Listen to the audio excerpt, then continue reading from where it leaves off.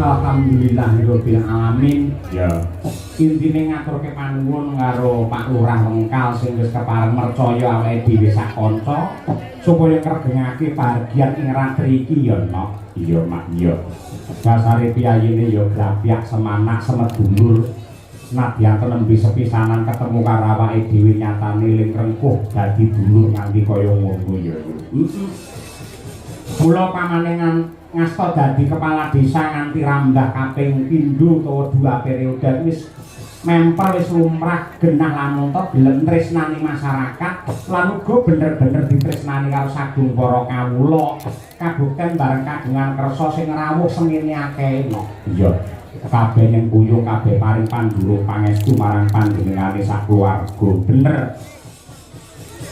Malah ripalungguhan iki pepundhenmu ingkang winangku ing pakurmatan ya kuwi Bapak Wakil Bupati, ya kuwi Bapak Hendi kepareng rawuh ana. Basa. Kaya ngono kuwi.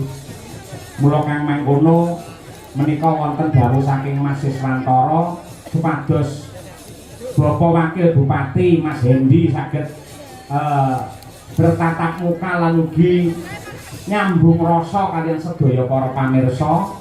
Kula minangka wakilipun sedaya para penonton Bapak kasuwun kanthi sanget Bapak Hendi keparenga minggah wonten ing pepanggungan akrab-akraban karo sedaya para warga masyarakat Nganjuk mligine Ngerjoso khususe ing Mengkal. Iya. Mula saking menika monggo dumateng Mas Hendi katuran minggah wonten ing pepanggungan. Duduk.